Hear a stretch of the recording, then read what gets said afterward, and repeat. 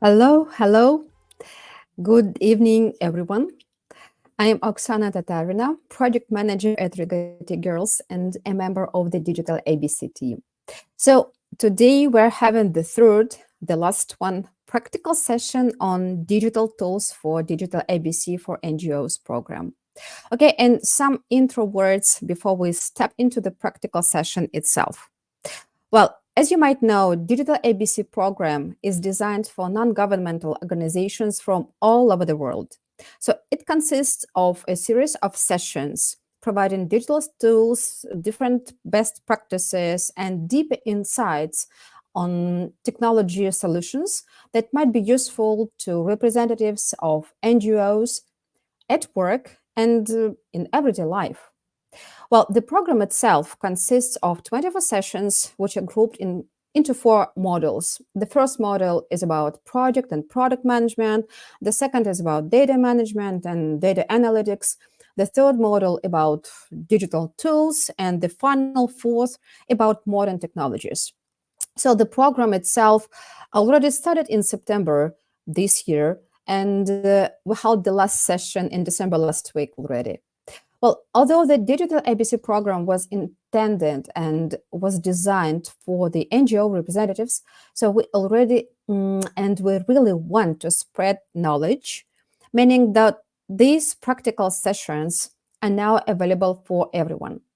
So you can find these practical session recordings on Rigetti Girls Facebook page and on Rigetti Girls YouTube channel.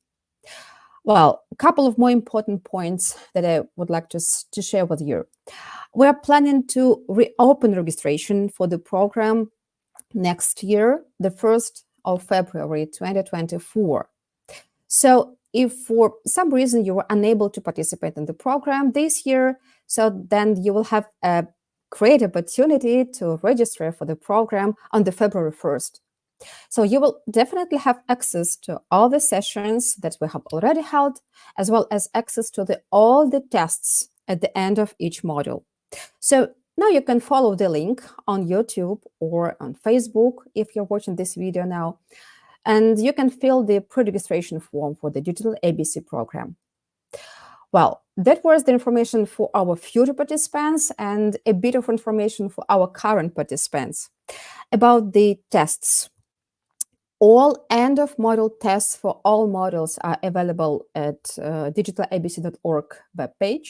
So you can take them until the end of this year, meaning 31st December. And please don't miss that deadline. About session recordings. So all the session recordings are already available at YouTube, on our program website, and of course in Slack. So once you complete the program, meaning that you have passed all the tests and received your certificates, you will also get a special document called Handbook. So this document will contain all the description of all the sessions and appropriate links to all the session recordings.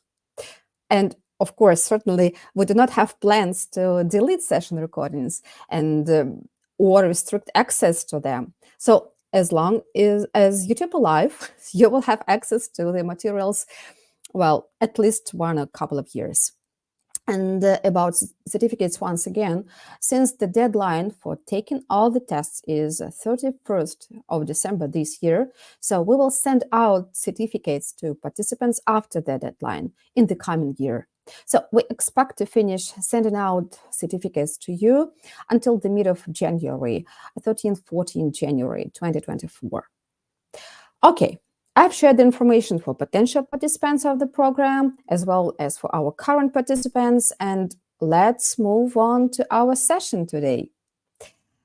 Well, today we're going to talk about ChatGPT, this incredible tool that's already become somewhat of a regular feature for most of us, right? So during this session, we will cover the following features of this amazing tool: how to set it up, some prompting tips and tricks, and how to use this tool, ChatGPT, for documents and reporting. If you have any questions regarding this topic and during this session, so please feel free to reach us on YouTube, Facebook, or on the program website. So wherever you're watching this video right now. Okay, and I don't want to waste your time more, so let's step into the practical session itself. And I'm really pleased to invite our guest speaker to our virtual stage. So please meet our guest speaker, Alex Vilinov, CTO at Tech Digital. Alex, please welcome to the stage. Hello, everyone. I hope you're doing well, and I'm really excited to be here with you today. It's great. So that's my second session. It was kind of coming as a replacement, but doesn't matter. So I hope you get something really valuable. I have examples. I have things I think you can take home today. So without further ado, I'm just going to share my screen, and we can jump into the session. So just a second, I'm sharing the screen. And Oksana, can you let me know if you can see my screen?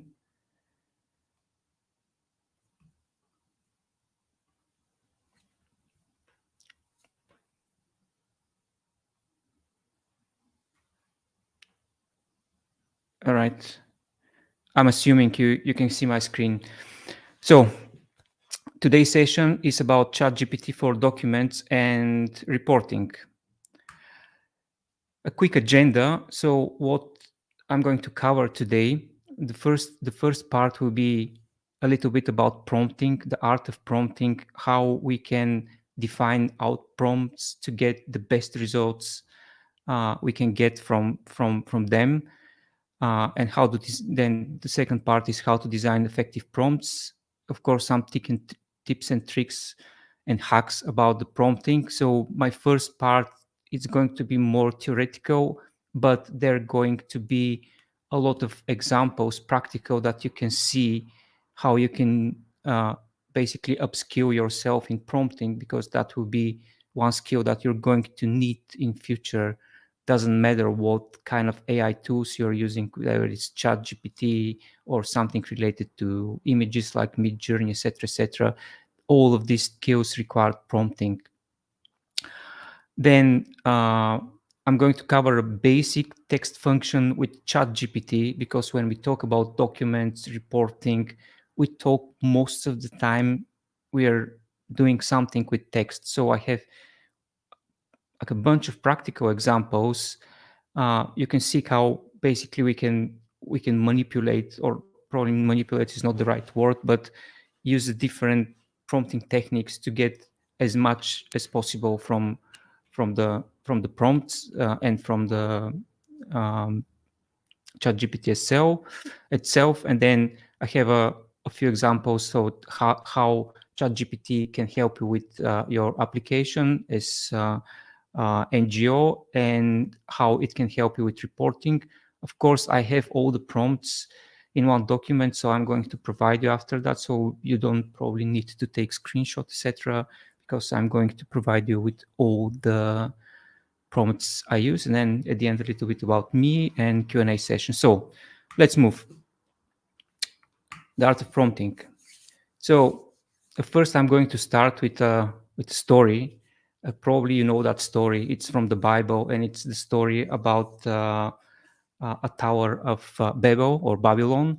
So the whole story, if you know it, know it. If you don't know, the story is that uh, people live together and they talk only one language, and they come together in a city and decided to build uh, enormous tower so they can reach the heaven. But uh, God doesn't like this, and what He does is just mix the languages, which means that create all the languages so people couldn't continue build this tower simply because they can communicate each other. I'm saying that because prompting is actual our communication language between us and AI or large language models. That's how we interact with these large language models, and that's how we can basically get what we want or set our instructions. So, what actually is a prompt? So, the prompt is, imagine you're a director of a movie, like this guy here in the picture. So, as a director, you're giving instructions to all of actors. You say to them what you want, you say to them how to behave, what face expression to have, how to act, where to move, and all that stuff happening in every single movie scene. A director is exactly like a prompt, or vice versa. The prompt is exactly like a director. You set your instructions, and then AI is giving you the output, which is the scene or the movie you're shooting. So, a little bit into theory now. So, what are the elements of prompt? The first part is instruction, or that's a specific task or instruction you want a model to perform. Then the second part is input data or question. Um, this input data or question can be uh, inserted to find the response about. These two parts, input data and instructions, are something you need to have in every single prompt to have some sort of effectiveness when you prompt. Then the next two, context and output indicator, are optional. I'll suggest when you can use it to use it, because how it works with AI and ChatGPT, it's kind of like there's a saying, garbage in, garbage out. So if you don't prompt properly, your output or results is not going to be good. So that's why I'm focusing today more about like how to prompt better, and then based on that we're going to go into some examples. But the first one, we set instruction, then input data, then we have a context, which is external information or additional context that can steer the model to better response. And then what we want to be the output, what type of format we want to output. Do we want to have a paragraph? Do we want to have a picture? Do we want to have a spreadsheet or whatever? So as I said, 1 and 2, instruction and input data are, let's say, mandatory if you want to get some result at all. And then context and output indicator are optional. So let's just get one example. Who is who here? So that's example prompt. Develop a training module for digital marketing team focused on concept of customer segmentation. The session is 50 minutes long and includes team members with different levels of marketing expertise. The training should actively engage with team through interactive case studies and group discussion. Conclude with 5-minute interaction quiz and quiz to access comprehension. Ensure the plan covers the key principles of customer segmentation, detailed activities, and thought-provoking quiz question. So that's the prompt. So we want to AI or ChatGPT in this case to develop a training module. So let's just dive to see who is who here, like taking into consideration all the element of the prompt we talked about 2 minutes ago. So the first part is instruction. So in this case, the instruction is develop a training module. That's what we want to get as a result from AI or from ChatGPT. Then the input data is for digital marketing team focusing on the concept of customer segmentation. That's the input data. And then it comes the context. We want the session to be 50 minutes long, including this and that, etc., etc. And then at the end, we said what we want to be the output. So we want to have a 5-minute interaction quiz, and then a little bit more details. So if we get this prompt and chop it down, that's what we can see as an element of the prompt. As I said, you don't need to have all of those elements in every single prompt you're doing, but especially if you do follow up, of course. But if you do a main prompt to get something valuable, you need to have at least instruction and input data. So in this case, we can say the prompt can be just develop a training module for digital marketing team focusing on concept on customer segmentation. And that will be the whole prompt. But without all the details, we don't control what the input might be. Cool. Moving forward. How to design the effective prompts. So I have a few concepts and few examples. Think about these examples just like a part of the prompt. So that's not the actual prompt, but just a little part of the prompt or a snippet of the prompt just to show you what can be a difference. So the first part to get a good prompt result is to be clear and concise. If you're not clear and concise, you don't expect ChatGPT to give you a good answer. But that's the same with human communication. If I say something to you and if I give instruction and it's not clear, probably you can follow my instruction because it's not clear. So in this case, bad prompt can be add clicks rate, improve ? And then an actual good prompt or good snippet will be how can we improve the click-through rate for Google Ads campaign targeting young adults interested in fitness. So that's very, very more clear and very, very more concise in terms of what we want from ChatGPT. So the first part is be clear and concise. Then the second tip is to include context if needed, or if you have context. So for example, bad prompt can be analyze this business, but the good one can be analyze the digital marketing strategies for XYZ company, which specialize in social media advertising for small business. So here we have a lot of context. So we're talking about the digital marketing with strategies about specific company, and then we say what this company is specializing. So social media advertising for small business. So that's a lot of context here. So we have digital marketing strategies, social media advertising, and small business. That's all context. And the result will be different even if we remove small business from this prompt. We'll have different results because the LLM or ChatGPT don't know what we exactly mean if we don't specify. And the next tip is define appropriate response type. So the bad prompt can be, what do you think about our new product launch? And then the good will be provide a brief bullet point list of strengths and weakness for our new product launch in the tech sector. Again, don't buy this is the whole prompt because that needs more context. But what I'm trying to say here is that we need to define what exactly we want to as a response type. Then the next tip is to define output in the prompts.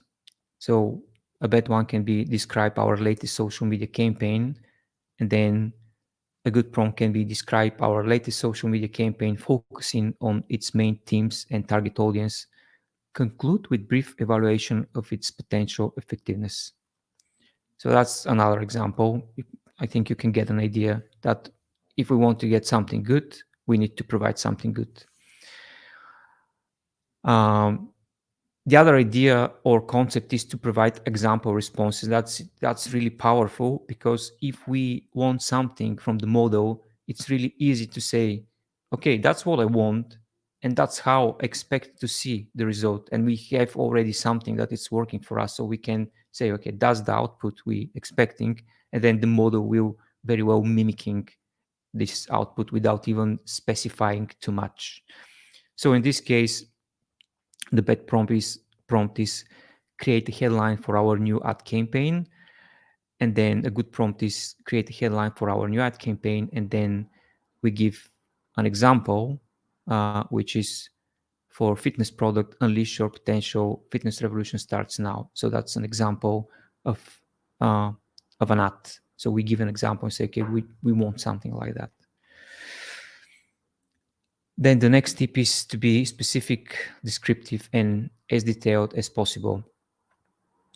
Uh, Bad prompt can be analyze our marketing strategy, and good prompt can be analyze the effectiveness of our current digital marketing strategy, which focus on Google Ads and social media advertising for our line of eco-friendly household products. So see the context: eco-friendly household products. Evaluate key performance indicator like click-through rate. We specify click-through rate, conversion rate, customer engagement over the last quarter, and suggest improvement targeting the 25-40 age group in urban areas. A lot of context and details. So we are very specific, descriptive, and we will get as much as possible from this prompt if we feed the proper data. So a few more tips and tricks. So this one up to here is to how to design your prompts. What are the best practices for designing the prompts? And then a few tips and tricks, which I think can be really practical, and you can see in the examples we're going to run in probably 5-10 minutes. You see how some of those tips and tricks are implemented. So the first one is to separate instruction and the context by hashtag or whatever is that called.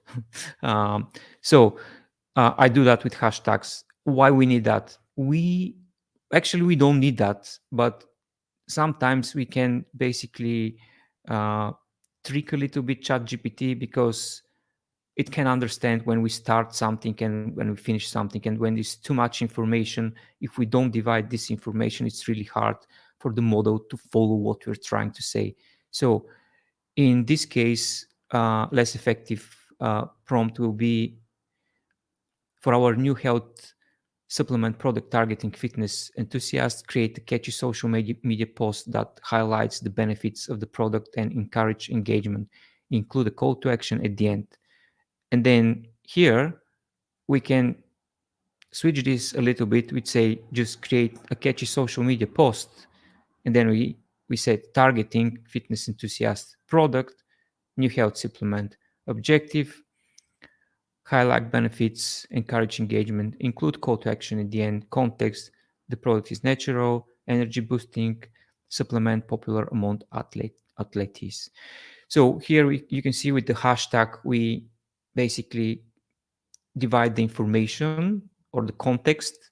And then the good thing here is that actually you can use this more like in a template as well. So you can use the first part, which is your instruction: create a catchy social media post, and then you can divide with hashtag all the context. And then targeting can be something different for different campaign. It can be for example book readers, and product can be something different. So think about this more like a template. You can copy paste and apply it across uh, different scenarios that you will need to cover. So first, separate instruction and context by hashtags. That just helps the model to understand when we start and stop something, especially if the prompt is very big. Then the second or the third is to give a role.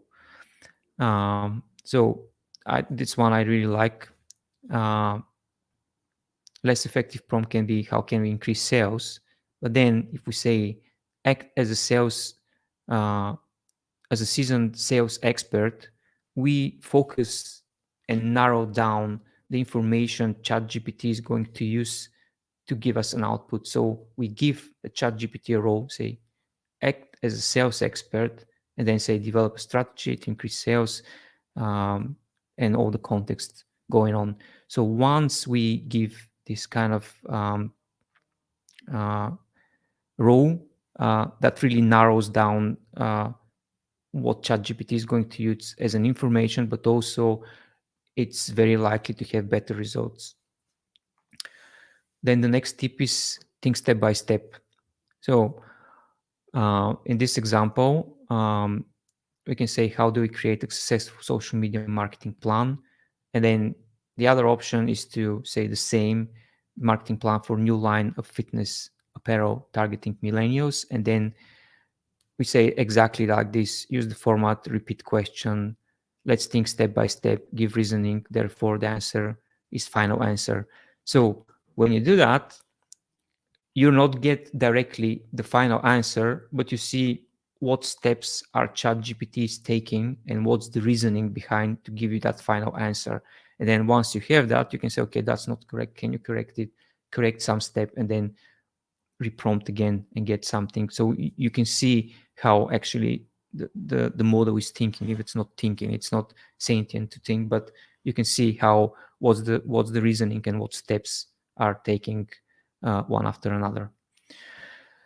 So I have two more tips, and they're around hallucinations. For those of you who don't know, I'm just going to make one small bracket. What is hallucination? So how the large language models working in general is that they, if I need to say it in simple way, they calculate the probability of the next word in the sentence. Because of that, the information we are getting sometimes can be untrue or can be absolutely made up. That's why when we prompt, if we give more context, it's less likely to hallucinate. But even though, even in this scenario, it's sometimes it's likely because ChatGPT can go into sometimes into these modes and then start giving you results that are untrue, and we don't want that. To avoid this, we have like two techniques to reduce hallucination. So the first one, as you can see, less effective will be tell me about the latest trends in digital marketing. And then if you prompt like that, ChatGPT can made up data that actually it's not true, doesn't exist anywhere, simply because calculating the probability of the word in the sentence. But if we say, what are the latest trends in digital marketing for 2023, sorry, and then we say, answer only using reliable sources and cite those sources. So once you have a result, you see links to the sources and you can check the sources and say, okay, that's correct. Okay, that's correct. Even if you want, you can specify saying, because reliable sources is a little bit vague, but you can say from search engine length, for example, or cite some specific media or website. So you can get that and then you can get link. All I'm talking about here is about paid version of ChatGPT, which is ChatGPT. You can access to ChatGPT 4.5 Turbo model, which is better than the free version 3.5. Anyways, that's how you can, that's one of the way you can reduce hallucination. And you can see we use exactly this in one of the examples.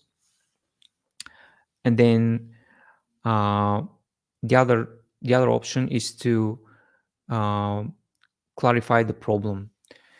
So how this works? Again, less effective will be tell me about the latest trends in digital marketing, and then more effective can be what are the latest trends in digital marketing for 2023, and then we use these hashtags to split the context from the actual instruction. And then we say, before providing an answer, please ask me a question to gain a deeper understanding of my issue. After each set of responses, rate your understanding of my situation on scale of 100. Once your confidence reaches at least 90 or 90%, then offer a solution. By putting this into the prompt, when we do a prompt, ChatGPT will start asking questions. So we give even more context of what we exactly trying to achieve. And once this question going on and going on until ChatGPT say, okay, my confidence now is 90% or 95%. Do you want the response? You say, yes, I want the response, and then you get it. Sometimes you can see when you do that, and then the first say, okay, my confidence is 70%. Then ask a set of questions. ChatGPT is asking you that. you give a context, and then based on that, you get the results. Cool. I think. Oh, I have one more. Um, that's a simple framework. I use it like a very often, and you can see in the examples that we're going to cover today. But the concept is like set the context of the situation, like act as whoever you are, then describe what information you're going to provide, then describe what you want from ChatGPT. So I will provide this, you will do this, and then uh, provide information you promised. So that's your request. You can see how it works, like in a practical way in seconds. So I think now we are slowly moving into practical part. So keep in mind that it will be a live demo, so there's probability not it's going to work as expected, but that's a part of the game. Anyways, so what we're going to cover is how you can use ChatGPT to do summarization, expansion, paraphrasing, text completion, stylizing, and translation. And then I'm going to use another example of how you can use a chain of prompts to get the same result. So I'm going to exit this one and going into ChatGPT. So I have put everything in one document, so we can start with this. So we need some sort of text. Okay, cool. I'm getting this one, going into ChatGPT. So going into this mode. And just give me a second. We paste that here. That's more like a template. So what the prompt is saying, act as experienced text editor. I'll provide you with the text. You will summarize the document in 500 words. So give me now a second so I can get one document.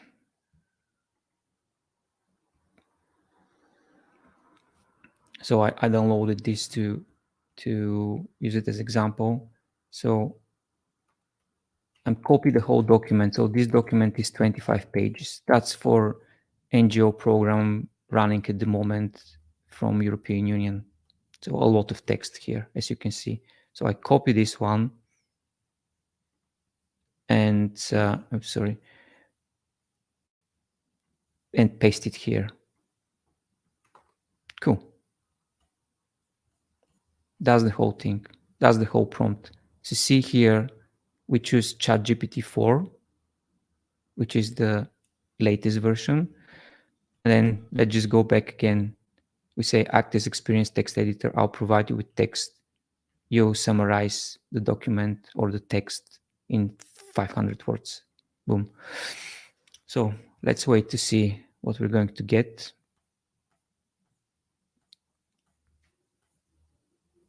Here you go.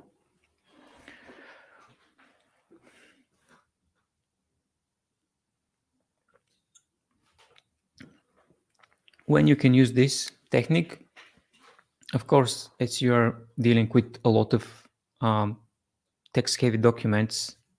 Okay, so see, there's an error. So regenerate. When you're dealing with a very, very text-heavy documents, what's happening sometimes is you just get this 25-page document and say, okay, I just want to see what is this about. I don't have time to read all of this. So with a simple prompt like that, you can summarize the document in just one page. And then once you have this, you can easily see, okay, is that something I want to go to, or it's not for me. So see, the whole 25 pages of this document are now summarized in a, let's see, 9 9 bullet points or 9 points, and then that's the uh, that's everything you have here. And obviously you can check this one, right, read it for 3 minutes and then see, okay, that's working for me.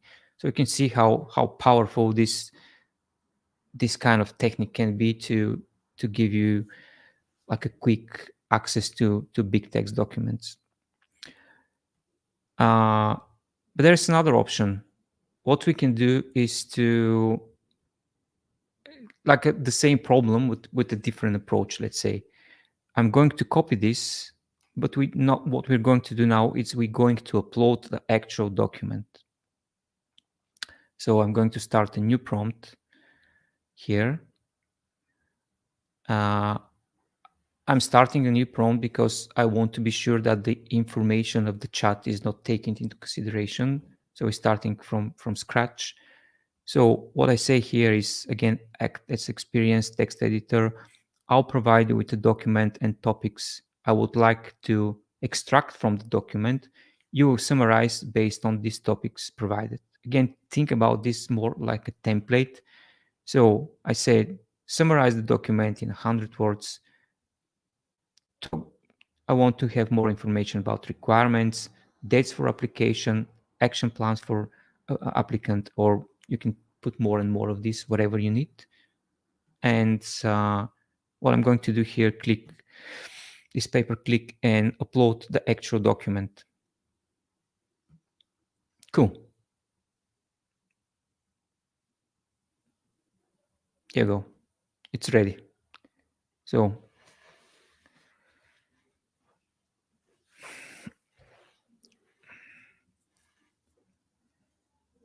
to see now it's reading the document and then it starts summarizing based, okay. My internet connection is not very great today, so that's why probably it stopped working. That's happened sometimes with ChatGPT, so it's not unusual, let's say. Let's wait a little bit to see what is going to get. So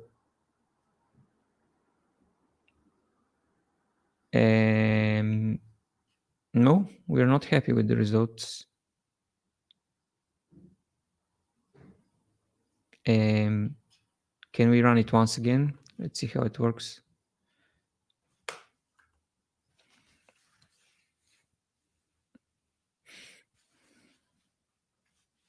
Probably the fact that the first time there's a network error, that's kind of trick the model. But anyways, that's what you get with prompt like that. So key dates, because we ask for requirements, dates, and action points, and then that's what we get. If we ask for something else, we get something else. Cool. Moving forward, the next example is expansion. So here in this case, we have a text.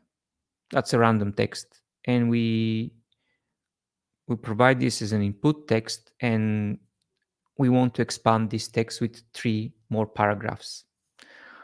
How you can use that on your day-to-day basic, you can start typing whatever you want, and then you can ask ChatGPT to continue or to expand this text somehow based on the requirements you're trying to cover. For example, if you want to cover something in 500 words or 1,000 words, you can write only 100 and say, okay, expand this. Obviously, you need to check that because, as we said, sometimes ChatGPT is hallucinating, so you need to be sure once you get an output, that's what you want to say exactly. And if it's not, you need to edit it, of course. So here in this example, we said, as a content creator, I'll provide you with input text, expand the text with 3 more paragraphs. You will expand the text only using reliable sources. Inside those sources, provide me with result containing input text and expanded paragraphs. So we have this like a very clear instruction, and we use this technique saying expand the text using only reliable resource because we want to we want to reduce the hallucination. So get this guy here, start another chat, new chat, and let's see what we're going to get. So see, at the moment, he's doing research about this topic through Bing. And let's see what we're going to get.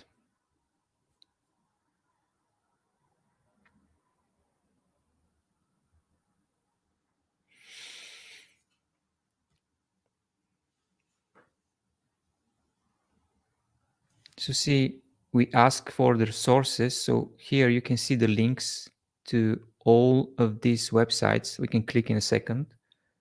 And then we can actually check where this information is coming from, which is great, because other than that, it's really hard to know what is true and what is not. So we put some text and then we have expanded output. And we can check all the resources. For example, if we click here, we're going to go to the website where this information is taken from. If we click, for example, here, we're going to go to another website and we can see where the information is coming from, and then we know if this is reliable resource or not. Cool. I hope you get the idea. Closing these guys and going back to ChatGPT. So, or to my examples. So that's example of expansion. So you can get the text, expand the text. Probably you need to do that in most of your applications, because you can write a text and then use ChatGPT to expand the text. Also, you can use this technique to use reliable resources, especially if you want to cite some sort of data. You need to be sure that this data is correct. Then the next example is for paraphrasing. So in this case, we're going to introduce another technique here, which is we're not providing the information from a document or we paste the information in actual prompt, but we use an URL, or say get the information from this URL. So what's the case here? Again, act as an experienced content copywriter. I will provide you with URL. You will paraphrase the text and make it understandable for 10 years old. What is the case here in paraphrasing? Sometimes we want to create a text that is created for specific audience, specific like a, let's say, age or a specific gender or whatever. So we can specify this here. In this case, I'm going into hard example, because I'm getting information from a technological website and say, okay, make this understandable for 10 years old. It's the same article for AI Studio from Google. So I'm going to start again a new chat, because what I want to not to mess with the information from the previous. So cool.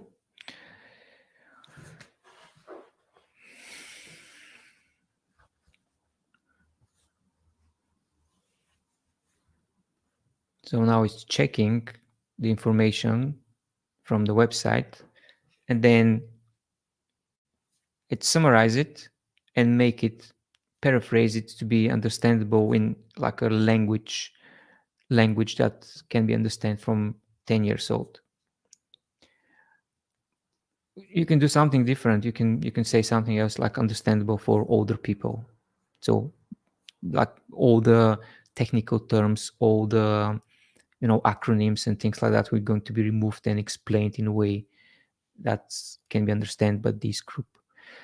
Of course, that's very powerful as well. So another example is for text completion. So here we start something and say, okay, finish the story.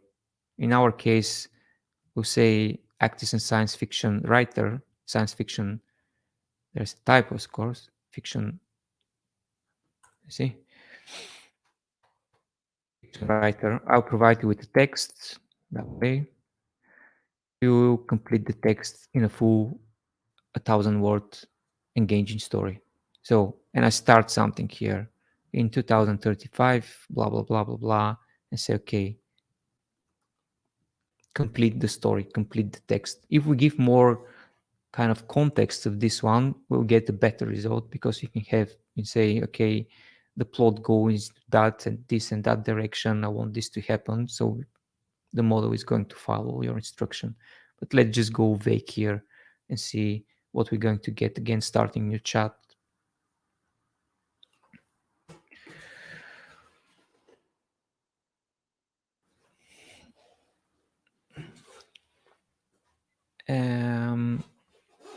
So yeah, we're talking about AGI, artificial general intelligence, and that's the story of Arya, an AGI who is going to shape the bright future. And as you can see, ChatGPT is very good in making things, like creating new stuff. So you can have a full story. We said in our instruction we want a 1,000 words engaging story, and we need to wait now until we get this 1,000 words, but you get the idea. So you can start something and ask ChatGPT to make the rest. Keep in mind that in this case that is very likely to be absolutely made up. So if you do science fiction stories, yeah, that will be good for inspiration, let's say.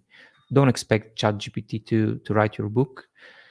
You need to put some efforts, but you can get quite a good ideas from here. Okay, still writing.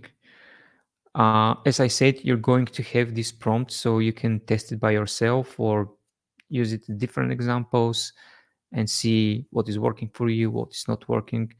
Also, for me, the important part here in this training is not just to get prompts and just start applying and but to have the logic behind this concept, how it works and why you need to do different things, and how to basically know how to change your prompt so you can get a great result. So here is our story. I'm not going to read it because we don't have time, but that's how you can, with one simple prompt, you can complete the text.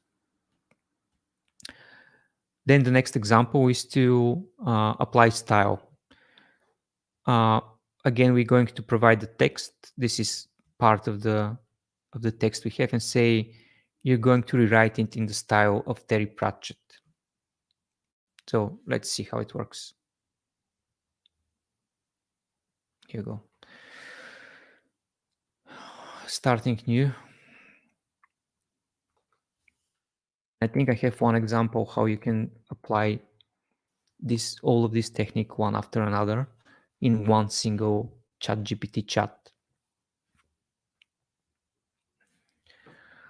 So we provided the text. Here is we said, I'll provide the text. You're going to rewrite. So that's our instruction, rewrite. And that's our context in style or input information style of Terry Pratchett. And then we split the text with 3 hashtags. I mean, it doesn't need to be 3. It can be 1. I'm using 3, but it doesn't mean you need to do that. And then that's the rewriting story. If you know Terry Pratchett, then if you check this one, you see that the style is really mimicked very well. Probably you ask how ChatGPT know that. It knows that because simply it's trained with a lot of books. Probably most of the books we already read in our life, they're part of the training part of the main model. So all that information is already here. So for ChatGPT, when we say style of Terry Pratchett, it can refer to this library with Terry Pratchett, get the information from there, and very well mimic the style. Cool. Next example is translation. So obviously, when you do some application, you need to translate from English to another language. It really depends where you apply or whatever you do, but sometimes you need to do translation. And then at the moment, ChatGPT is working with more than 50 languages, so you can, if you don't want to rely 100%, you can do translation with ChatGPT, and then you can send the translation just to an editor to see if it's a language unfamiliar for you, to see how good is that. So let's see. um, I don't know what Latvian, so I hope you guys who are watching this going to take a look and see, okay, that's correct or that's not correct. My assumption is that will be probably 80-90% correct, which is quite good start. So that's the next example. See, this prompt is very simple. We have just an action, translate the text into Latvian and an actual text. Simple. And then I'm going to show you example of how we can do in one chat with a chain of prompts. We can get something interesting, let's say. So in this case, we are going to start with this prompt, which I'm going to start a new chat. Start with this new prompt and say, act as experience content copywriter. I will provide you with the text. You will paraphrase the text and make it understandable for 10 years old. So first with paraphrasing can make it understandable for a child. So the first step is paraphrasing. And then we can use the result that ChatGPT done for us and use that result to continue prompting. In our case, the chain would start with follow-ups. The first one is complete the text in full 500-word story. We go into the same chat and just prompt this one, complete the text in full 500-word story. So it's getting this kind of what we have here, and then expand it and complete the story. We want to engage the story as well. So waiting for this to happen. And then this output here, we're going to use this output here and set another follow-up. I can't remember what it was, but when I go back to check, we figure it out. So here we go. Oh, we're still writing. Cool.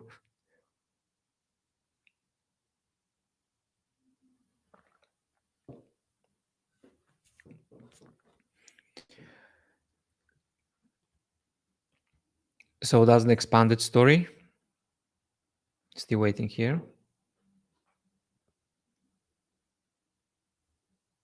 Cool.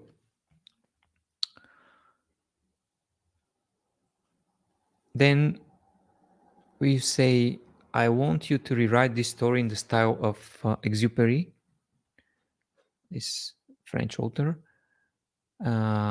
So we go there and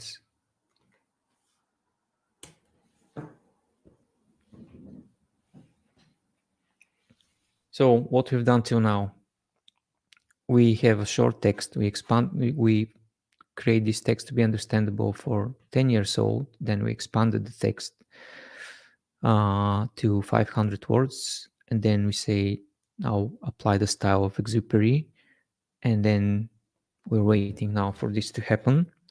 While this is happening, I'm just going to go back and then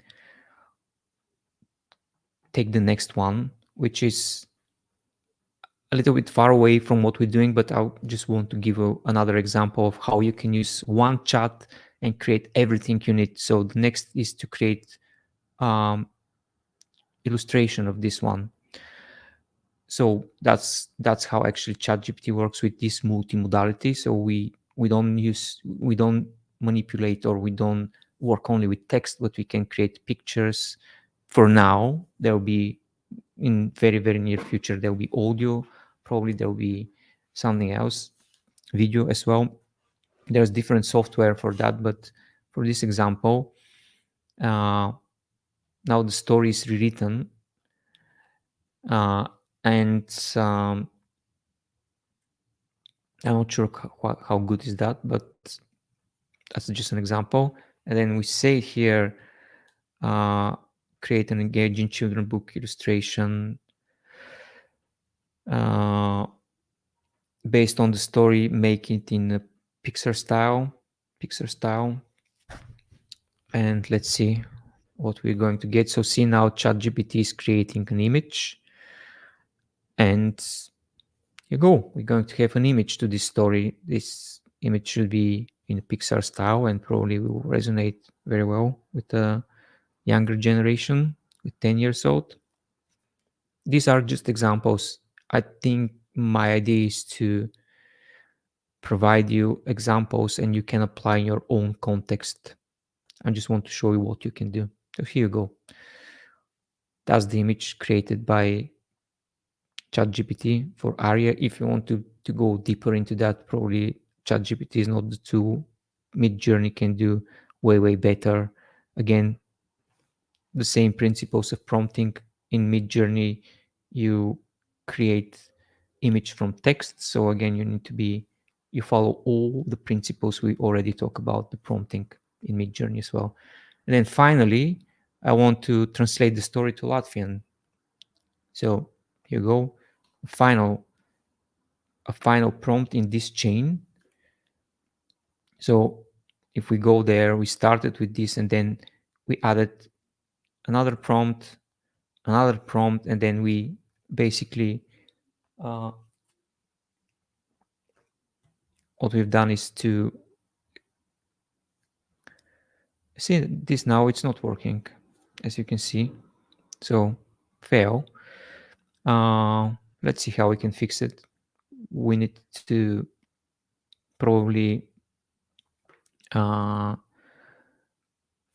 change a little bit the prompt or do something else. As you can see, it's continue to create something in English. So I can say stop here. I can say I'm not happy as well, and say this is not helpful. No, we don't want that as well. We skip this step at the moment. Okay, stop. And let's try to fix it.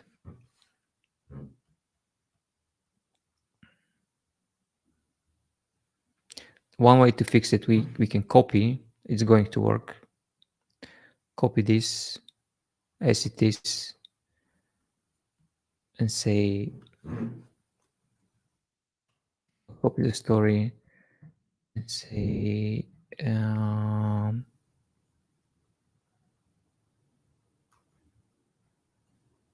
so you can see when you do something live, it's not always, not everything it's happening as expected. Here you go. Now we have translation. I think that the reason it kind of messed up is because we create here one prompt for a picture, and then that's basically break the chain. So the algorithm, it's kind of relying to this result. I'm not 100% sure, but as you can see, there is a way you can fix it. You can start a new chat, or you can basically go back, copy paste something, etc., etc.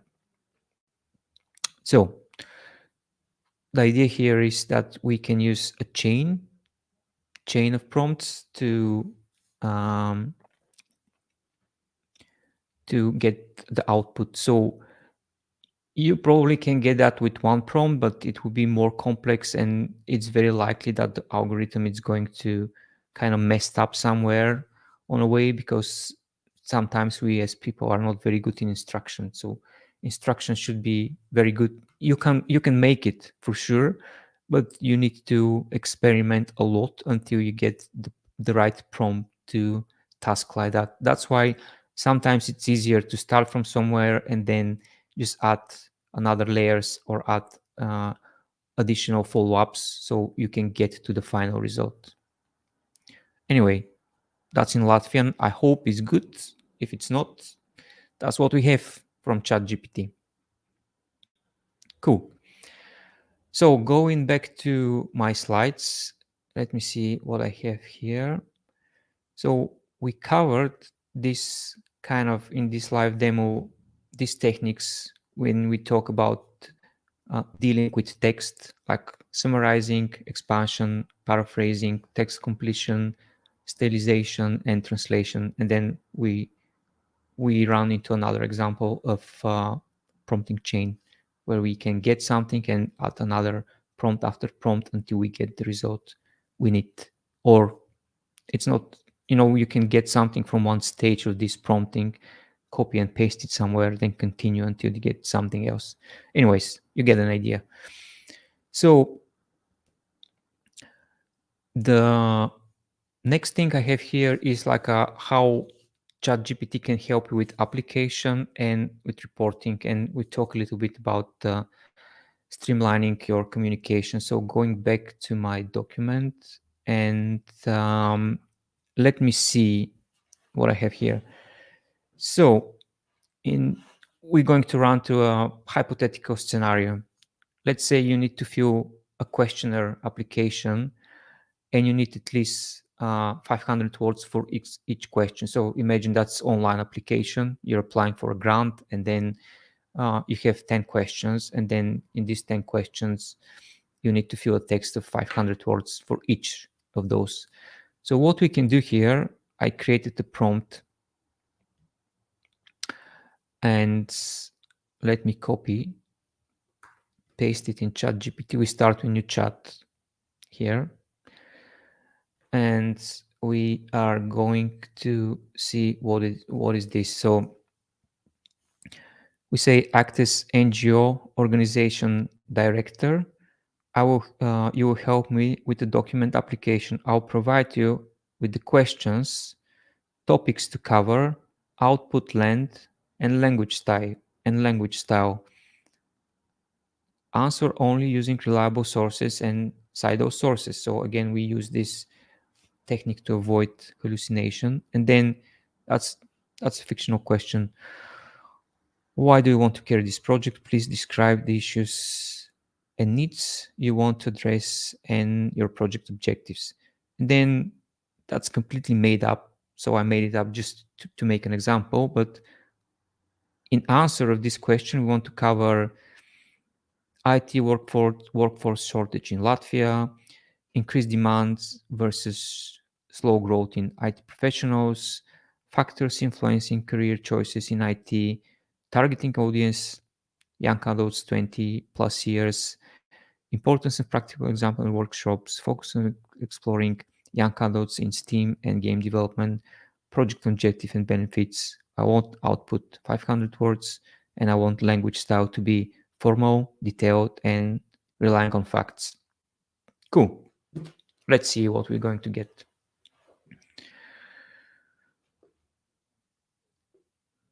Mm-hmm.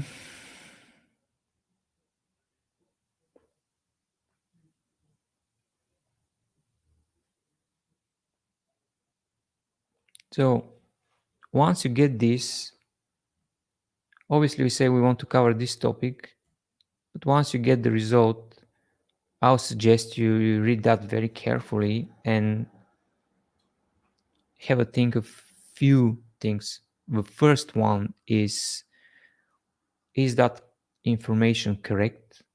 I'll suggest you to even use some technique about avoiding hallucinations. I'll suggest you to check this one. Is that correct or not? And second, make sure that that's exactly what you want to say. Probably it's not going to be. I don't want to disappoint you, but probably it's not going to be. What you can do is get this one, use it as a draft, and then rewrite it, or use some of the techniques we already covered to get the output you want. So that was the one example. Let me just see something. See, source, it says Digital Economy and Society Index DESI 2020, Latvia, and STEAM Education Research, Labor Market Trends and IT Sector Latvia. So you can see that this, whatever it's here in this text, that's the sources we use to create this piece of text. Cool. So next example, it's a little bit, it's absolutely the same with one more paragraph in it. And let's just copy this guy, start a new one. So that will take more time, but I want to demonstrate one of the other techniques we talk about. So up to here, everything is the same, but here we say, before providing answers, please ask me question to gain a deeper understanding of my issue. After each set of responses, rate your understanding of my situation on a scale of 100. Once your confidence reaches at least 90, then offer the solution or the output text we want. So now, when we run this prompt, that's the questions that we need to answer to ChatGPT.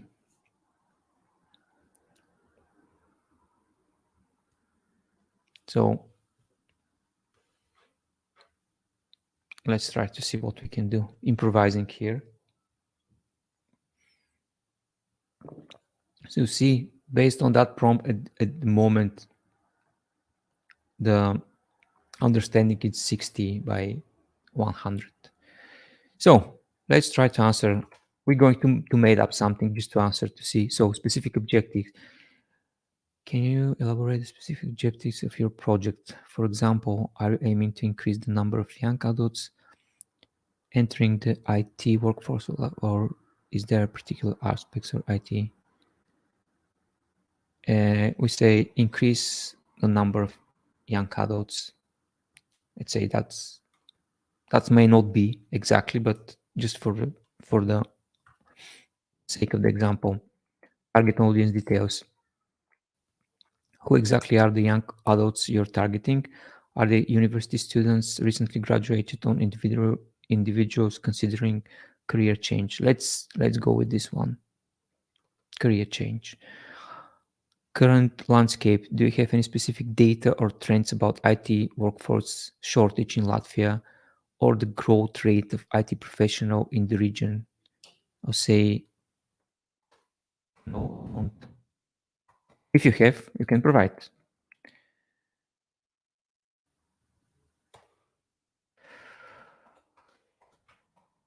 that information.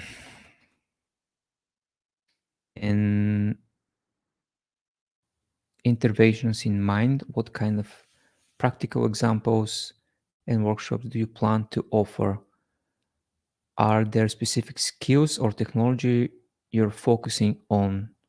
So we say here,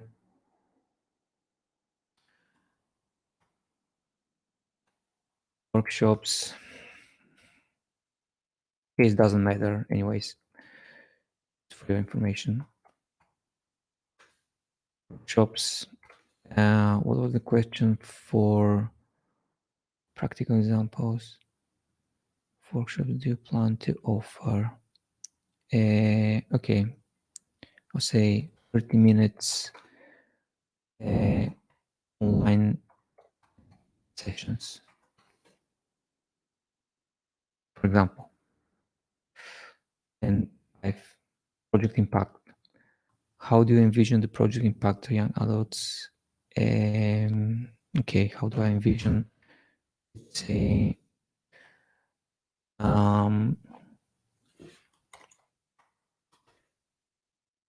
increase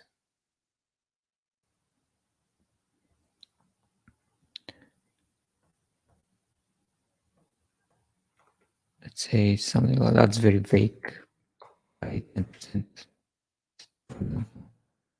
I mean, if you do that, you probably have details. As you can see, I'm completely improvising at the moment, so that may be not correct at all. But the idea is to get the concept. Previous efforts, have there been any similar imitation in the past? Not aware. Okay, cool. And then what's happening now, it's just get this information and then say, okay, now I have confidence 80 of 100, and then continue asking questions. So we need to continue answering these questions until we say, okay, now I'm confident. For the sake of example, we're not going to do that. We're just going to write continue. And then we're going to get the result.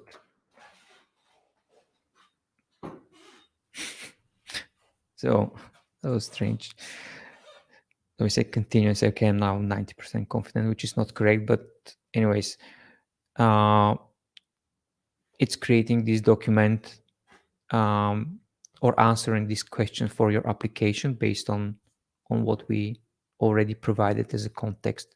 So I think in your specific case, that can be a very powerful way to work on creating drafts for your application, because you can use this technique. You can use these follow-up questions to specify what you want to do exactly. And based on that, you can get something that can be really, really close to what you're trying to submit in every single question. Of course, once again, you need to read that carefully. You need to be sure that that's correct, A, and B, you need to be sure that this is what you want to say. Cool. Moving forward, so the next example is to, let me see. So I have right here example 3, which is a different technique. So imagine you already fill a lot of those documents and you have these documents stored as PDFs, for example. You can put the questions and they're very similar. Let's imagine for a second. They're very similar. So what you can do is you can create a prompt saying exactly the same. Act as NGO director.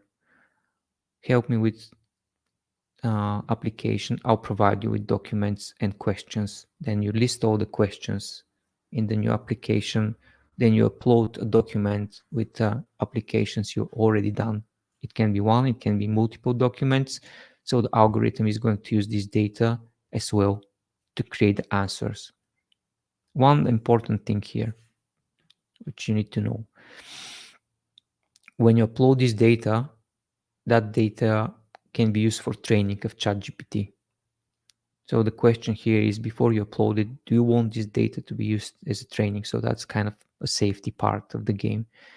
If you don't want, you obviously don't need to do that or skip it. If you find this to be used for training purposes, then there's no problem.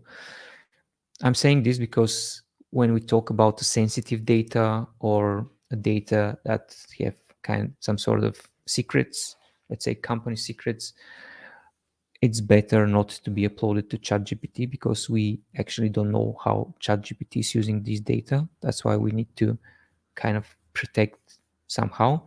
To do that properly, you need to have an AI policy and how exactly you're using tools. That can be part of your organization. So if you need AI policy, ping me. I can help you to create a draft of one and follow the rules that you set the rules and follow them. Anyways, that's a good example. So what you can do is basically upload the document you already have and ask what you want, and then you can get this. Okay, I get lost here. Helping with application. So yeah, that was this example.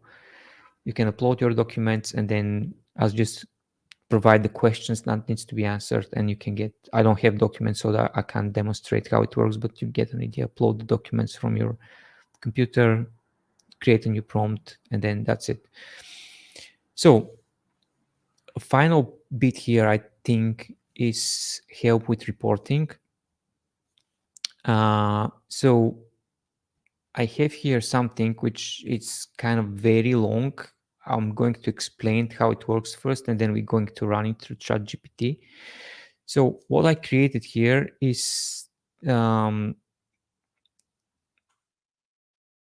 um, try to explain. So this is the first part of the prompt, which is an instruction. So act as NGO organization director. You help me with reporting on the project. I will provide you with reporting template, details, and language style. You create a comprehensive report. And then here we have a template. So I created this template. I'm not sure how good this template is going to be for you. You can change that, but basically the template, the title of the project, location, duration, NGO name, primary objective, key activities undertaking. So you say we've done this 1, 2, 3, 4, 5, 6, whatever. Then target demographics, describe the demographics, number of beneficiaries. So again, description, outcomes that you've achieved. So we achieved 1, 2, 3, 4, 5, 6 challenges you faced. Challenge 1, 2, 3, 4, 6, and then what's your plan for the future, and then contact information. You can skip that if you want. Funding and sponsor details and additional remarks. So this here, from here to here, that's the template. So we say to ChatGPT, I want this, and this is the format I want it to. So that's the template. Obviously, we need to provide context because otherwise ChatGPT just going to make up everything, which is not true. And here are the details. Again, this is made up. I just made it for the example. So going back to the prompts, we say provide reporting template, details, and language style. So that's the reporting template, hashtags, so we can differentiate them up to here. Then we have the details, like a title of the project made up. It doesn't exist. Upskilling Latvia, then project location, Riga, Latvia, then dates, blah, blah, blah, everything. That's all made up. So don't take it seriously. It's made up just for the example. And then finally, here, after all the details, again, hashtags. So we split. So we have language style, formal, detailed, and we want to have a markup formatting, which is kind of standard HTML. Get this guy here.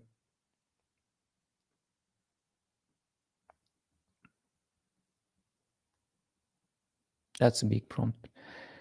And then obviously you don't need to use that. I'm just giving you kind of an idea what you can do. So you don't need to use template if you won't use it. That if you use template, you know exactly how the output is going to look like. So you can create something you can copy paste directly into your doc. Cool. So let's run this guy here. Give it some time. Here you go. So that's the title of the project, and then it start creating these kind of things that I provided in the context, and we can try something else once it's finished. So we have the name, we have objectives, key activities, target demographics, what we achieved, what challenges we faced, and future plans. We said program expansion, sponsor details. You see that here stays in the brackets because we didn't provide this information. And what we can do here, if that's enough and that's what we need, copy paste, make sure that it's correct, and great, happy days. If we want to expand it, we can say expand which topic with 3 more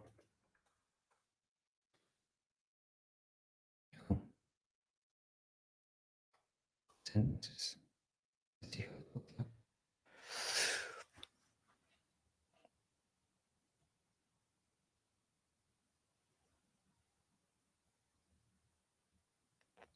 So see, if we check this one here, the output,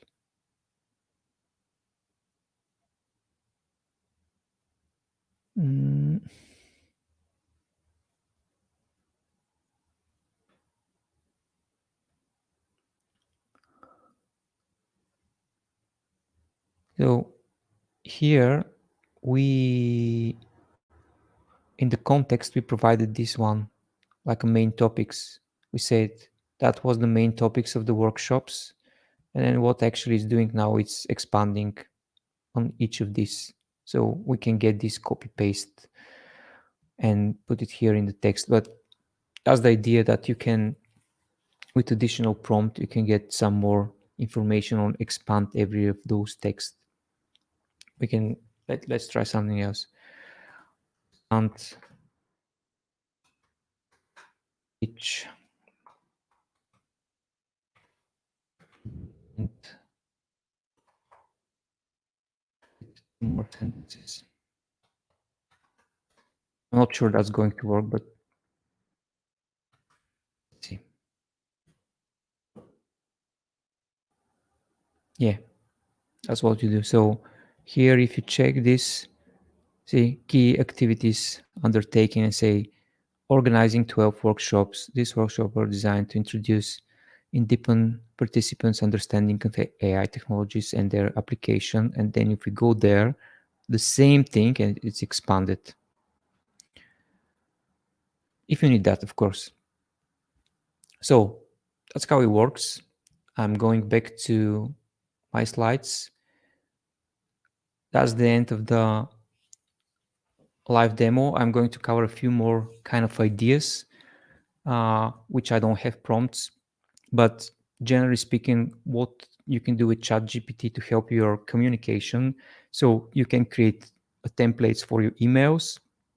So you can, if you have recurring emails with the same topics, you can easily use just a context or just give a few kind of ideas how you want to answer, and you can create these templates. Or if you need to create a chain of templates, you can chain of emails, you can create the templates and then using ChatGPT and then apply these templates into your context.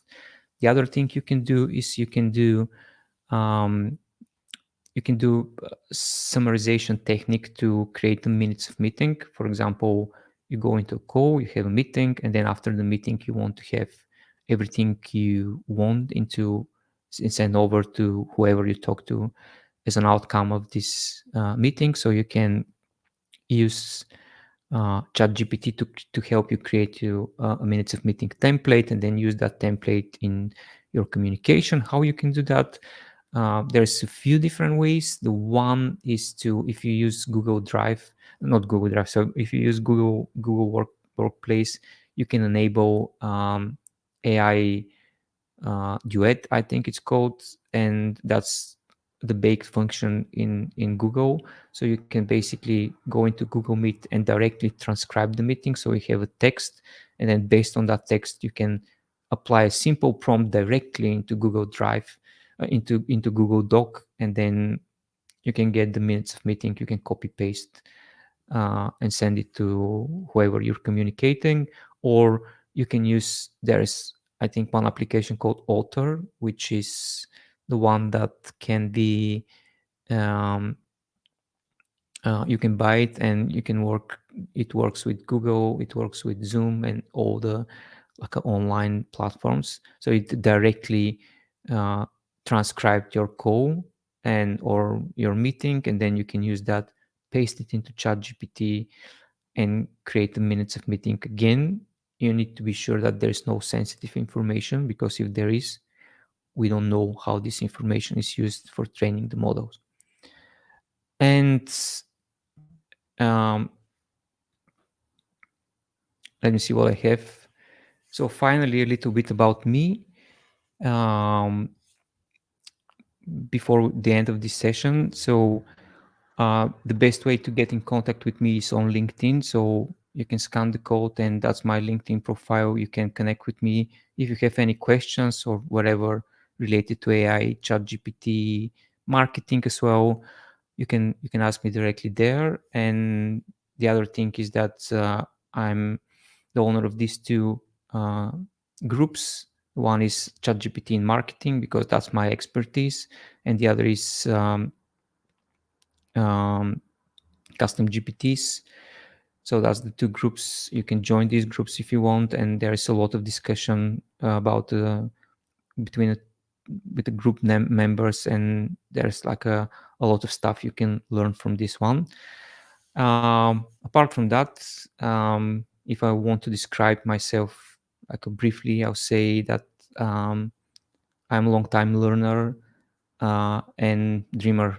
So that's why you can see me walking in space. And finally, before I go and we go to questions, make sure that you learn prompting, because that's skill that's going to be transferable, and that skill that you're going to need it in future. So AI will not going to replace you, because a lot of people are afraid of that, but you are probably going to be replaced by people who don't know how to use AI. So that's why invest time, invest even money, invest whatever needed to be sure that you upskill yourself to be prepared for the future, where we need to interact with AI somehow. Now we interact by prompting. Probably in future we will interact differently, but that's what we have at the moment. That's how we need to get upskilled. And that's everything from me. I'm going to the Q&A session and going back to StreamYard. And okay, cool. Right. Oh, wow. Amazing. I hope the participants and their session viewers that you've got insights and you've learned these awesome tips and tricks about how to tame ChatGPT, how to structure a prompt, how to squeeze a large document into a short summary, and much, much more. So I personally realized that I often miss that output indicator in my prompts. Wow. Thank you, dear Alex, for educating us. So, and now it is right time for this Q&A session. So please, dear participants, share with us your thoughts, your ideas, your questions, your comments. Okay, and I already got a bunch of questions for this session. And well, the first question is, it turns out that any prompt should be as detailed as possible to get the desired result. Yeah, I'll say yes. Probably. So if you want to get something very specific, you need to be detailed. If you want to like get inspiration or idea or something like that, you don't need to be so detailed. But most of the time we want a specific outputs. We want something that we can use in our day-to-day life. So that's why as much as much Mhm. detail as possible. It's like a see, it's very simple. It's like a human communication. Yep. If I give instructions, if my instruction is not, it's vague or unclear, it's not, we don't know what you're going to get from that instruction. So that's why, sometimes when we give instructions, say, can what you understand from that, and then you get a Mhm. person saying us something back, and then we say, okay, you understand only 30% from what I'm trying to say. Same with ChatGPT. As we Okay. go is more detailed, then we can get better output, or output that is um, close to what we actually expect to get. Especially with this technique, when you say, okay, what's your confidence, and then ChatGPT start asking questions, you confirm the answers of this question, and then finally you get something that you probably are searching for. Thanks. Thank you. Another question is, in what cases it is not necessary to write a very detailed prompt? If you want to get ideas, or if you want to get something which is more vague, Mhm. like you can say, for example, what can I do tonight? There's no any kind of details. So ChatGPT can give you something very vague. But if you say, if you put a little bit context, like what can I do tonight in a specific city, for example, it will Mm. concentrate your ideas. Uh, it will give you ideas based on that. So, for example, what can I do tonight in Dubai? It's different from what can I do tonight. And if you say, I'm in Dubai, I'm interested in live concerts, what can I do tonight? That's more context, and then you get more details. So whatever you input, the output you're going to get. So yeah, sometimes you don't need, especially, I like to do not very detailed prompts when I explore ideas. Mhm. Uh, like for example, give me 5 ideas of new products in based on design thinking, for example, and then you get something. It's vague, but you can use this, and that just I, that sparks some new ideas in you. So sometimes a vague output can just lead your thoughts into different directions. So I'd probably say if you want to explore something like that, you can go with not so detailed prompts.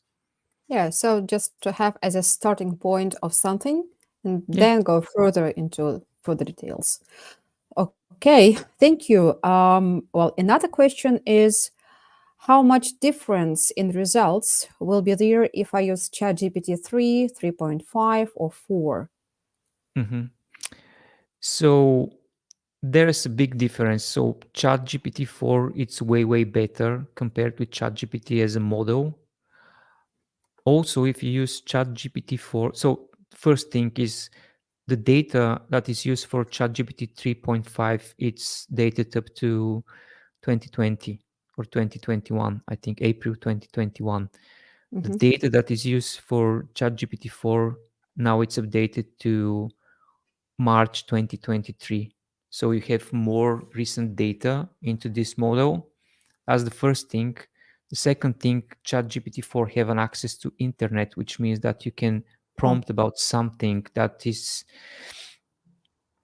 recent or something that there is an evidence somewhere in internet that there's something written about. In ChatGPT 3, uh, that's not always the case. That's why probably if we compare the level of hallucination with 3 and 4, the 3.5 has higher level of hallucination compared yeah. with 4, because it's you have more updated data, and then also you have access to internet, which is two big benefits to get better results. Yes, yes, and sometimes I've faced such situations when ChatGPT 3 generates links to the internet that do not exist. Yeah, Like, made up. It just made up links that don't exist. true. That's Hmm. that's that's a kind of a very good example of hallucination. Why this happen is because basically ChatGPT, when it doesn't have access to internet, it just make like a start doing something and then start calculating probability of the next word, and then that's how it makes the links True. that actually doesn't exist. Yeah, true. Thanks. Okay, we have some more questions. Um, is there a limit to the size of the document that can be uploaded to ChatGPT? So it was the example that you used, it was like hmm 25 pages, but what's the Yeah, limitation? yeah. Hmm. There's a limit, but I don't know exact answer. I think I'll provide you like a rough idea. Uh, with the latest update on ChatGPT 4, um, I think you can deal with something like a 300 pages, something like Oh, that. that's a 300 lot. pages. Yeah, that's a book basically. Yes. That's one book. You can do something like that, but don't buy this 100%. I need to check details, but I know that they updated that. And if you look into the like a 2 months ago or 3 months ago, one of the biggest competitor, clothes, that's Hmm. another large language model. Their unique selling point was that they can deal with very big documents. Now Claude still can deal with bigger documents, but ChatGPT is updated and they also can deal with quite big documents, which is enough. But if you need to be more, um, I need to check what's exactly the size. It's Okay. related to tokens, so how many tokens you can do into one chat. That's the context. Well, but about 100 pages, it's definitely yes, I guess. Yeah, yeah, yeah, for sure. Yeah. Yeah. Well, and couple of more questions. How can we see the list of languages where ChatGPT is functioning? So it was this question was arised when you were making this translation. So how many languages does ChatGPT know? I'll say the best source of this one, I'm just Googling at the moment, ChatGPT covering, is probably the official OpenAI website because that's the source of truth. So there's a list, yeah. So there's a link in I can put that into the chat. Just give me a second. So there's a link to but that's not correct. Anyways, on ChatGPT website you can find the information you need. As I'm aware, there are around 50 languages they're covering at the moment, and Mhm. how we can find the exact list, I'll say ChatGPT website. Um, if you, Oksana, if you send me these notes, I can check that and come back to you afterwards. Yes, thank you. But can we ask ChatGPT, hey, how many languages do you know? Yeah, we can ask. So let's try it. And keep in mind that um, you cannot get like a. Let's just try it quickly. Yeah, we can get like 100% result, but approximately. Can I share your screen just to see what's happening?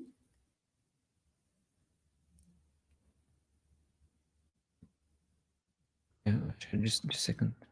Mm-hmm. Okay, go. So to share my screen, okay, present.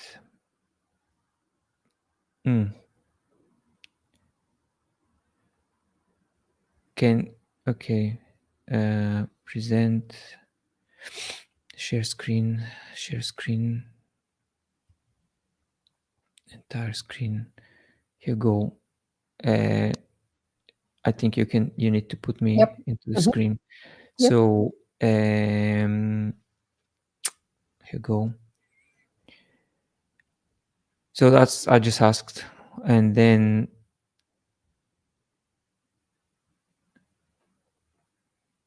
that's we can say list all the languages.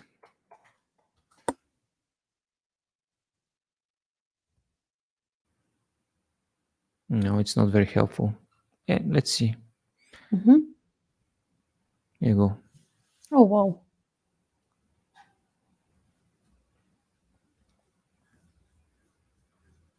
The official information say they support up to 50 languages. Here are 31, Mm-hmm. but yeah, let's say that's a good starting point. Yes. Okay, I'll Okay. stop sharing. Mm-hmm. Cool. Thank you for this exercise. And okay, and the last question that we have for now. Have you ever experienced to analyze a report by yourself and then ask ChatGPT to compare it with your answer? If not, if there are any experience like that. Have experience to analyze a report by myself and then ask ChatGPT to compare with my answer. I haven't experienced that, to be honest.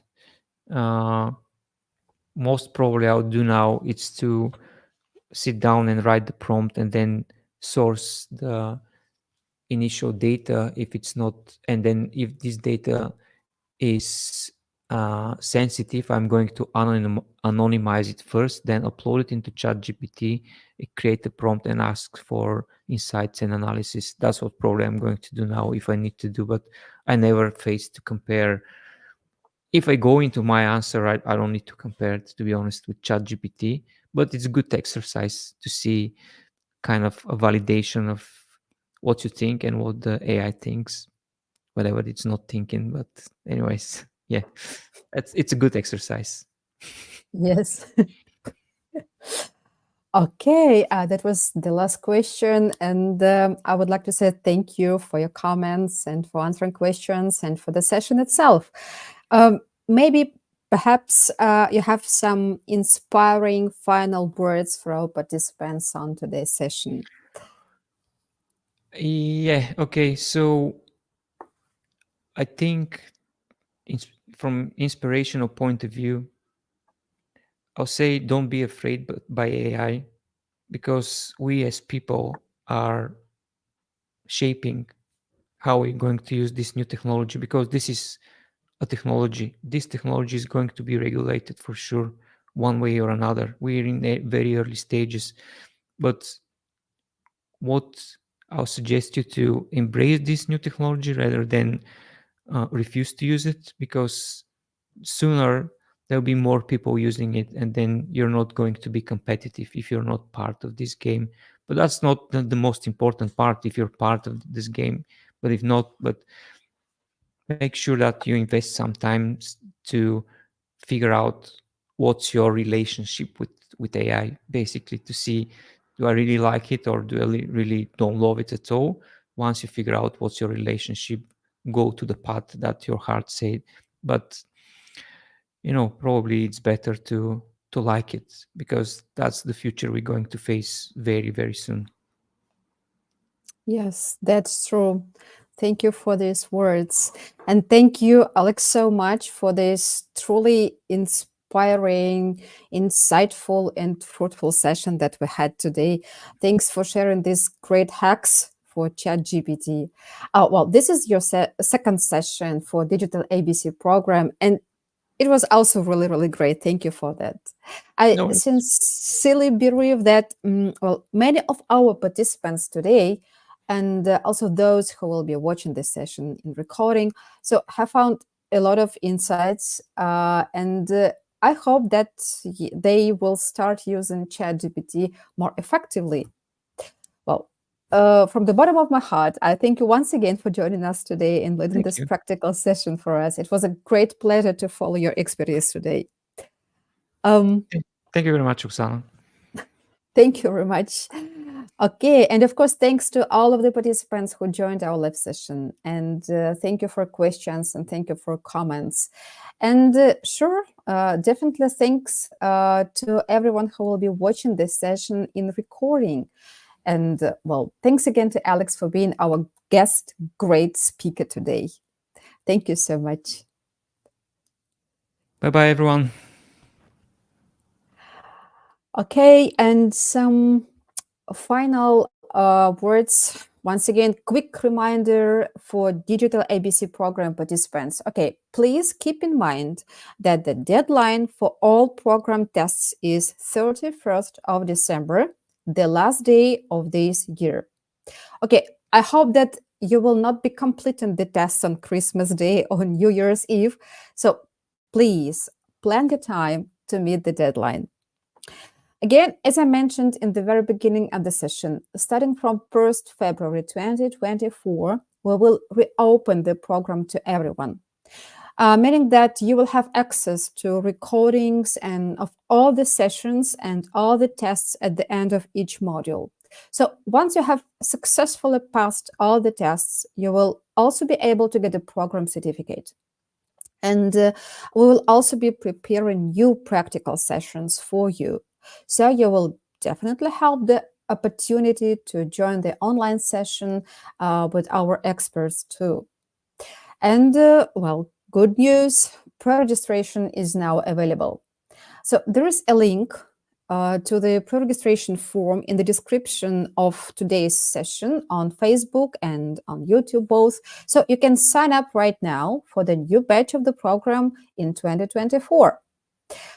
Okay, dear current participants of the program, once again, please fill out all the tests before the end of the year.